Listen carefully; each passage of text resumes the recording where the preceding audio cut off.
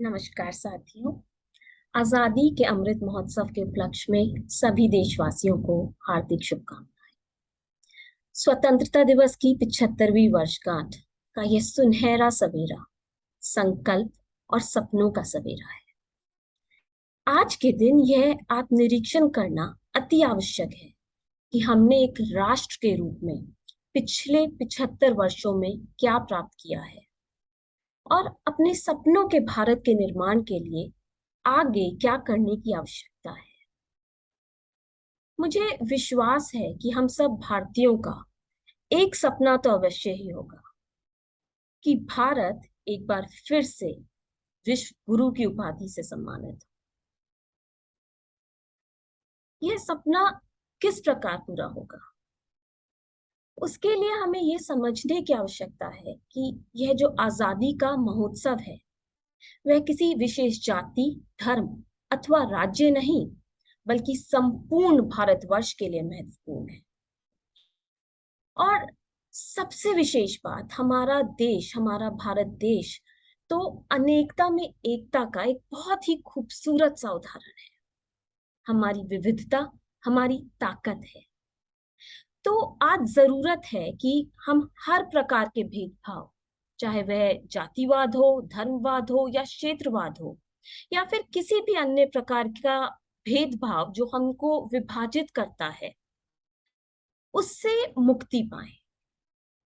यह जरूरी है कि हम सब एकता के साथ एक भारतीय के रूप में राष्ट्र निर्माण के लिए अग्रसर रहे।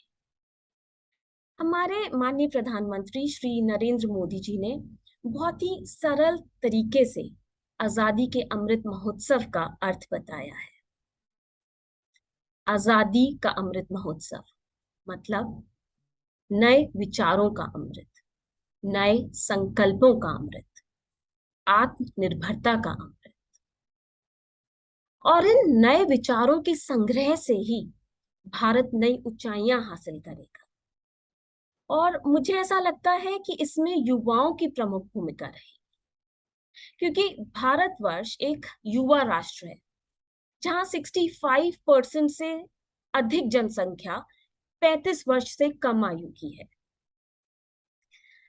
सबसे दिलचस्प बात यह है कि आज हम में से अधिकांश लोग जो इस देश में रहते हैं, उन्होंने आजादी के संघर्ष को ना तो प्रत्यक्ष रूप से देखा है और ना ही हम उस संघर्ष का हिस्सा रह पाए हैं।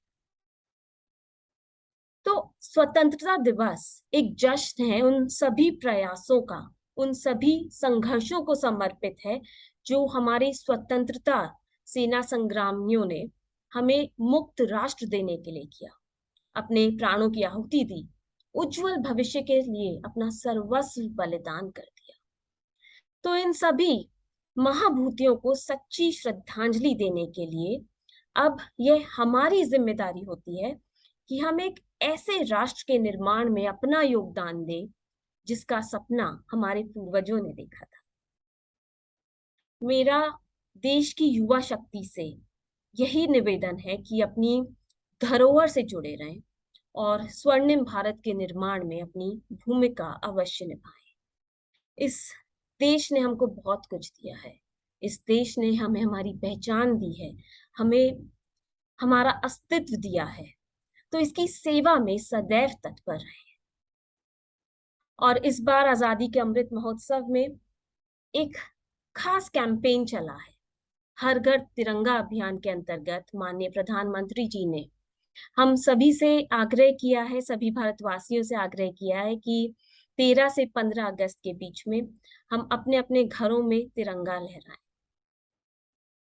मैं इसके आगे एक छोटा सा निवेदन और करना चाहूंगी कि जब हम इस तिरंगे को लहराएं तो फ्लैग कोड 2022 का पालन अवश्य करें, क्योंकि तिरंगा हमारी शान है, हमारी आन है, हमारी आन बान शान है।